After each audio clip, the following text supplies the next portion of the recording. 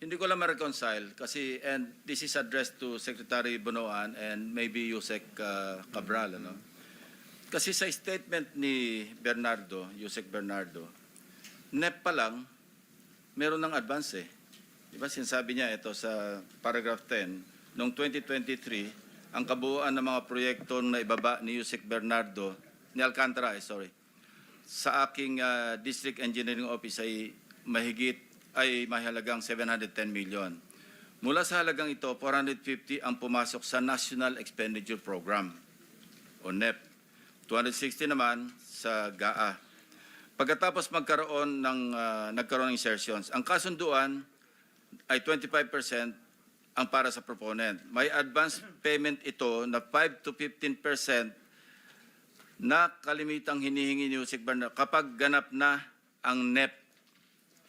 So, I'm just wondering, did you have knowledge that downloading of infra projects, at least sa Bulacan, nangyayari, nasa NEP pa lang?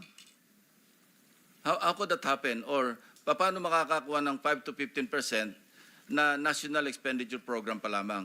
Hindi ko na ma-reconcile doon sa mga computation nila na meron ng, nakafactory na ba yung 5 to 15% sa NEP pa lang?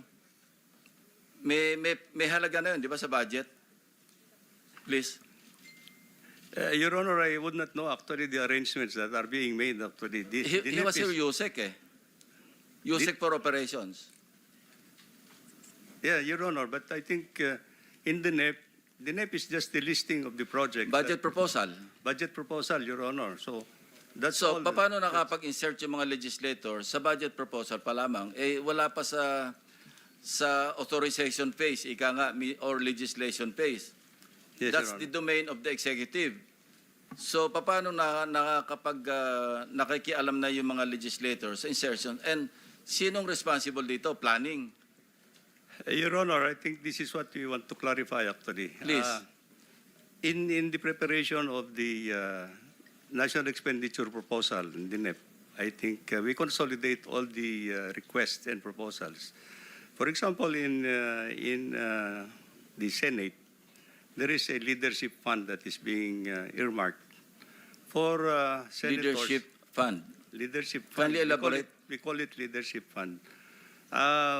In order that if there are actually priority projects that may be requested by members of the Senate, this is where we are going to include it into the National Expenditure Program.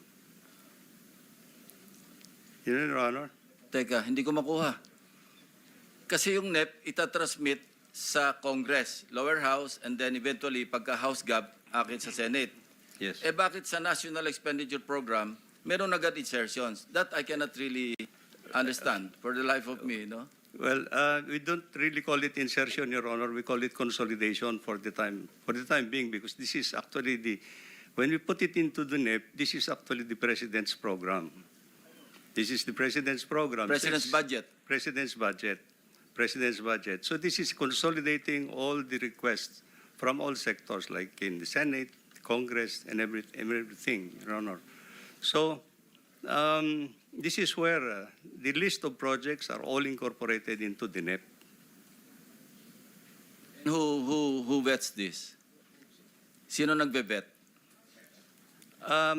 The vetting actually is with the planning service, so that it will be consistent with the projects that are being included are consistent with the development program of the government, Your Honor. Fast forward, paano kung natin i-reconcile sa mga costing nila?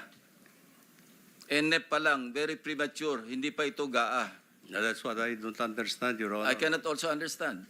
Why there is already this Kasi kind kung of ipapactorin mo yung 5 to 15% na advance payment na sa NEP pa lamang, paano sila magko-costing?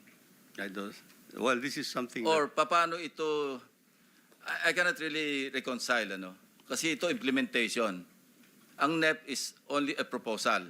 Yes, Your Honor. It's a proposal. Yung insertion dapat nangyayari either sa House Gov because we call it amendment. House Gov, yes, Your Honor. Amendment, no? Yes, Your Honor. Actually insertion, pero amendment na tawag namin. And Yes. that's legal. That's correct. That's really within the power or authority of That's Congress. correct, Your Honor.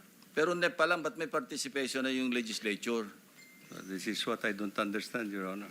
Well, you just said na nagko-consolidate kayo. You Yes, should sir. have understood it from the very beginning. Dapat hindi kayo nag-accommodate ng mga, ayaw yung tawagin insertion. Anong tawag nyo kanina? Well, Leadership fund. Okay. leadership allocations, yes, Your Honor. Bakit nyo ina-accommodate? Well, the objective of which, actually, Your Honor, is we know that members of Congress, including senators, have actually some priority projects that they would want to include. They will have their time during the budget deliberation in the House and in the Senate. Your Honor, what we wanted actually to do, and this is actually under this administration, we wanted it already to be put into the National Expenditure Program, NEP, into the NEP, so that we want to avoid that by BICAM, the NEP should already be intact. Yet, wala pa tayo sa BICAM. Yes, Your Honor, and this is the reason Bakit why. hindi nyo sabihin sa kanila, can you not wait for your budget deliberation bago kayo mag-amend or mag-insert?